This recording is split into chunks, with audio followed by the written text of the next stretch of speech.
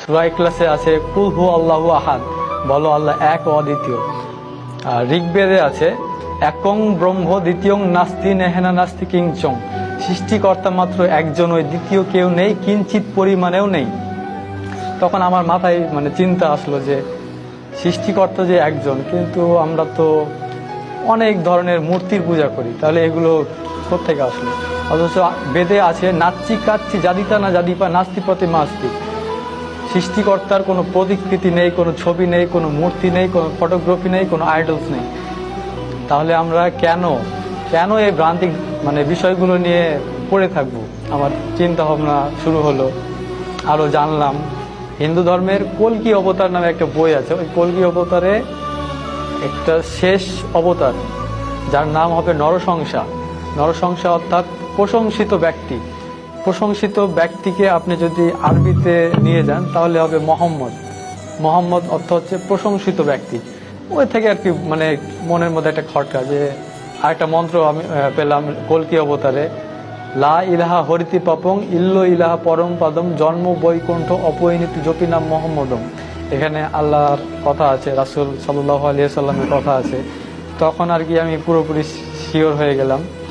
তারপর আরো মন্ত্র আছে, হতারমিন্দ্র মহাসুরেন্দ্র অল্লং জ্যেষ্ঠং শ্রেষ্ঠং পরমং ব্রহ্মং অল্ল অল্ল রাসূল মোহাম্মদং অল্ল অল্ল লাল লিখিতং।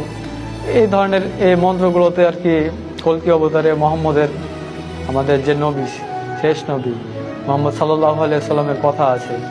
এগুলা ধীরে ধীরে আমি বুঝতে পারলাম শুধু যে ইসলাম ধর্ম সত্য এই কথাটা যাচাই করিনি, যে খ্রিস্টান ধর্ম কেন সত্য নয়, বৌদ্ধ ধর্ম কেন সত্য নয়। সবগুলো ধর্ম যাচাই করতাম।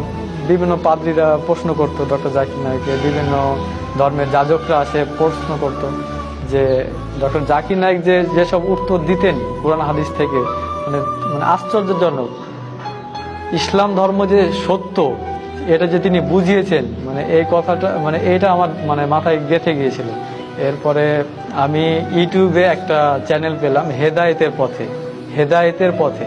এখানে গিয়ে এক আমার দিনী ভাই আব্দুর রহমান ভাইয়ের ওনার সাক্ষাৎকারটা আমি দেখলাম।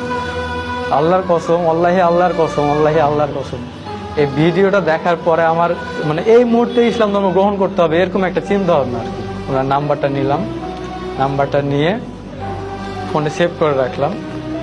তো তার পরের দিন আমি মাঠের মধ্যে গিয়ে ভাইকে ফোন দিলাম। বাড়িতে থাকলে হয়তো কেউ জানবে বা আমার কথা শুনে হয়তো কেউ আমাকে বিভ্রান্ত করার চেষ্টা করবে। তো আমি ফোন দিলাম ভাইকে, ভাইয়ের সঙ্গে যোগাযোগ হলো। তো ভাই আমাকে একটা প্রশ্ন করেছিল যে তুমি যে ইসলামে আসবা, তুমি কি ইসলামের প্রতি ঠিক থাকতে পারবা? তো আমি ওনাকে বলেছিলাম যে আপনার এই ঈমানদীপ্ত সাক্ষাৎকার দেখলাম, এরপর আপনি যদি এত দূর পর্যন্ত আসতে পারেন তো আমি কেন পারবো না? আমিও তো একজন মানুষ।